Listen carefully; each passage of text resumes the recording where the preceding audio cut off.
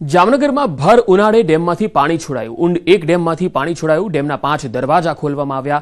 ઉનાળા દરમિયાન ગ્રામ્ય વિસ્તારના ચેક ડેમો ભરવા પાણી છોડાયું. ડેમમાંથી પાણી છોડાતા ડેમ સાઇટ પર પોલીસ પ્રોટેક્શન ગોઠવવામાં આવ્યું. બનાસકાંઠામાં પાણીને લઈને ખેડૂતોના દેખાવ. ખેડૂતો ઢોલ નગારા સાથે પહોંચ્યા પ્રાંત કચેરીએ.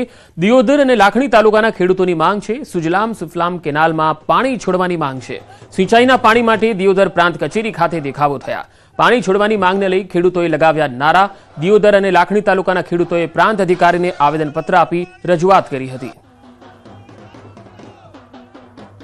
તળાવ ભરો તો ટપ દઈને 2 દાડા તળાવ બંધ કરો પણ પાણી તો કોઈ તમે વેચાતું લાવ્યું નથી.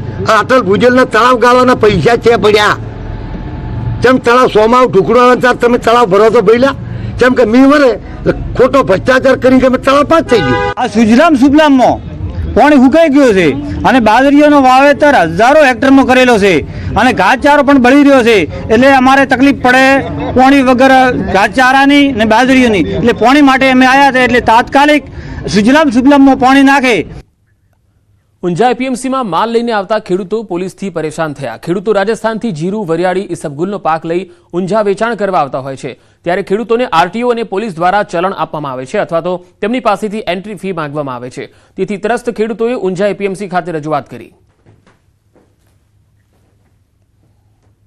અમને રસ્તામાં રાત્રે ગાડી ભરીને આવો, ઈસબગુલ, વરિયાળી, જીરું બીજું ભરતા અમે અહીંયા આવે, રાજસ્થાનથી આવીએ એટલે રસ્તામાં અમને રોકે છે ને ચાલન બનાવે. કારણ કે રાતે 8 થી 10 હજાર 12 હજારનું ચાલન બનાવ્યું રાતે ને એન્ટ્રીના માંગે 500 રૂપિયા એન્ટ્રીના માંગે ને ચાલન બનાવે. જૂનાગઢના કેશોદમાં ખેડૂતોએ વિરોધ નોંધાવ્યો. બામણાસા ઘેડ ગામના ખેડૂતોએ વિરોધ પ્રદર્શન કર્યું. ઓઝત નદીના ચોમાસામાં તૂટેલા પાડાનું 8 મહિના વીતવા છતાં સમારકામ ન કરતા અર્ધનગ્ન હાલતમાં વિરોધ નોંધાવ્યો. ખેડૂતોએ વિરોધ પ્રદર્શન સાથે સૂત્રોચ્ચાર કર્યા. ઓઝત નદીના પાડા ઉપર ઊભી પાડા બાંધો, વહેલા બાંધોના સૂત્રોચ્ચાર કરવામાં આવ્યા. ઓઝત નદી ઊંડી અને પહોળી કરવાની જાહેરાત કરવામાં આવેલી હતી, પરંતુ હજુ સુધી પાડા પણ રિપેર થયા નથી, જેથી ખેડૂતોમાં નારાજગી છે. ચોમાસું પણ ફરી નજીક આવે છે ત્યારે તૂટેલા પાડા રિપેર કરવામાં નહીં આવે તો ખેડૂતોની જમીન પર પાણી ફરી વળશે અને ખેડૂતોના પાકને પણ મોટા પાયે નુકસાન થશે. નદીના તૂટેલા પાડા વહેલી તકે રિપેર થાય તેવી ખેડૂતોની માંગ છે. અમદાવાદ, ભાવનગર અને ભરૂચમાં 8 વાગ્યા સુધી આગાહી કરવામાં આવી છે અને આગાહી પ્રમાણે વાતાવરણમાં પલટો થઈ શકે છે. ગુજરાતના 3 શહેરમાં 8 વાગ્યા સુધી વરસાદની સંભાવના છે. અચાનક વાતાવરણ બદલાય તેવી સંભાવના છે. જોકે આપણે થોડી વાર પહેલા જોયું કે ભાવનગરમાં તો બપોર બાદ વાતાવરણ પલટાયું અને ભાવનગર શહેર અને આસપાસના અનેક વિસ્તારોમાં વરસાદ પણ શરૂ થઈ ગયો હતો અને ગરમીથી લોકોને રાહત મળી ગઈ. પરંતુ અમદાવાદમાં પણ આજે 8 વાગ્યા સુધીમાં માવઠું થઈ શકે છે. 3 શહેરો છે ગુજરાતના જેમાં રાત્રે 8 વાગ્યા સુધીમાં કમોસમી માવઠાની સંભાવના છે. અમદાવાદ અને ભાવનગરમાં તેમજ ભરૂચમાં પણ વરસાદની સંભાવના આજે વ્યક્ત કરવામાં આવેલી છે. રાત્રે 8 વાગ્યા સુધીમાં આ 3 શહેરમાં વરસાદ થઈ શકે છે.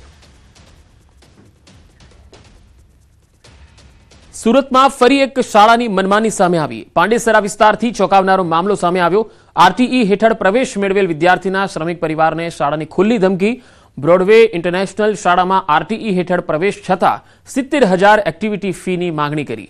શાળાએ વાલીઓને સૂચના આપી કે ફી નહીં ભરો તો અન્ય શાળામાં પ્રવેશ મેળવી લો. સમગ્ર મામલે વિદ્યાર્થીના વાલીએ જિલ્લા શિક્ષણ અધિકારીને રજૂઆત કરી. ઉપરાંત સ્થાનિક કોર્પોરેટર પૂર્ણિમાબેન હરીશ દાવલે પણ સમગ્ર બાબત અંગે ઉચ્ચ કક્ષાએ રજૂઆત કરી. हाल डीओ द्वारा तपास शुरू करवामां आवी छे. हमारा आरटी में नंबर लगा है तो आपने 1 साल के लिए एडमिशन क्यों लिया था पूछा तो उन्होंने बोला अगर आपको पढ़ाना है स्कूल में तो 1 लाख यानी 70,000 रुपए आप एक्टिविटी का पे करिए, नहीं तो हमारे स्कूल का जो फीस है, जो हमारा फीस है 1,30,000 वो आप पे करिए तो हम आपके बच्चे को स्कूल में रखेंगे और पढ़ाएंगे. છેવાડાના માનવી સુધી સરકારી યોજના પહોંચે એ હેતુથી જ્યારે બાળકોને પણ ભણવા માટેનો સારામાં સારી સ્કૂલની અંદર શિક્ષણ આપવામાં આવતું હોય તો પછી આ પૈસાની માંગણી કરવામાં આવે એ કેટલી યોગ્ય છે? હું સુરત શહેરના શિક્ષણ મંત્રી શ્રી પ્રફુલભાઈનું પણ આ બાબતે ધ્યાન દોરીશ. સુરતમાં ઓલપાડમાં સગીરા સાથે અડપલા. યુવકે કેળાની લાલચ આપીને અને અડપલા કર્યા. સગીરા ગભરાઈ જતા પરિવારને જાણકારી આપી. સગીરાના પરિવારે પોલીસ સ્ટેશનમાં નોંધાવી છે ફરિયાદ. પોલીસે આરોપીની ધરપકડ કરી લીધી છે. આરોપી માટે અલગ અલગ ટીમો બનાવી અને આરોપીને ઓલપાડ પોલીસે પકડી પાડેલ છે. આરોપીનું નામ ભીમ દીનદયાલ, ઉંમર વર્ષ 30, મજૂરી કામ કરે છે અને ઓલપાડ પોલીસ વિસ્તારમાં રહે છે. આણંદ અને વિદ્યાનગરમાં એટીએમમાં પટ્ટીની ગોઠવણ કરી છેતરપિંડી આચરતા 2 આરોપીને વિદ્યાનગર પોલીસે પકડી પાડ્યા છે. આ ગુનામાં એક યુવતી સહિત અન્ય એક આરોપી પણ ફરાર છે. આરોપીઓની અનોખી મોડસ ઓપરેન્ડી સામે આવી. એટીએમમાં નાણાં ઉપાડવા જતા ગ્રાહકોના ખાતામાંથી નાણાં ડેબિટ થઈ જતા, પરંતુ રૂપિયા એટીએમ મશીનમાંથી નીકળતા ન હતા, કારણ કે આરોપીઓ પૈસા નીકાળવાની જગ્યાએ ટેપ મારી રાખતા. ગ્રાહકના ગયા બાદ ટેપ ખોલી પૈસા ઉપાડી લેતા. ખાતામાંથી રકમ કપાતા અને એટીએમમાંથી નાણાં ન મળતા ગ્રાહકોએ બેંકમાં ફરિયાદ કરી, જે બાદ બેંકના મેનેજરે પોલીસ ફરિયાદ નોંધાવી. પોલીસે આરોપીઓ પાસેથી કાર સહિત 51,000ની રોકડ કબજે કરી છે અને કાયદેસરની કાર્યવાહી આરંભી છે. નાના બજારમાં જે એસબીઆઈના એટીએમમાં જ્યારે કોઈ પણ કસ્ટમર પૈસા વિથડ્રો કરવા જાય એના પહેલા તે એટીએમમાંથી જે જગ્યાએથી પૈસા નીકળતા હોય એ જગ્યાએ ટેપ મારી દેતા. એટલે કસ્ટમર જ્યારે પૈસા વિથડ્રો કરે ત્યારે પૈસા બહાર નહોતા નીકળતા અને કસ્ટમર પૈસા ના નીકળે એટલે પોતાના ઘરે કે પોતાના જતો રહે. ત્યાર પછી તેઓ આ જ એટીએમમાંથી પ્રવેશી ટેપ હટાડી અને પૈસા જે પણ વિથડ્રો કરેલા હોય એ પૈસા લઈ લેતા. ભરૂચના અંકલેશ્વરના ગોયા બજારમાં સરકારી શાળામાં મોટી દુર્ઘટના ટળી ગઈ. મુખ્ય શાળા નંબર 1માં મધ્યાહન ભોજન બનાવતા સમયે ગેસ સિલિન્ડર લીક થતા આગ ફાટી નીકળી. શાળામાં આગ ફાટી નીકળતા દોડધામ મચી ગઈ. સલામતીના ભાગરૂપે 190 વિદ્યાર્થીઓને અન્ય જગ્યાએ ખસેડાયા. મધ્યાહન ભોજન યોજનાના કર્મચારીઓએ ફાયર એક્સ્ટિંગ્વિશરનો ઉપયોગ કરી આગ પર કાબુ મેળવ્યો.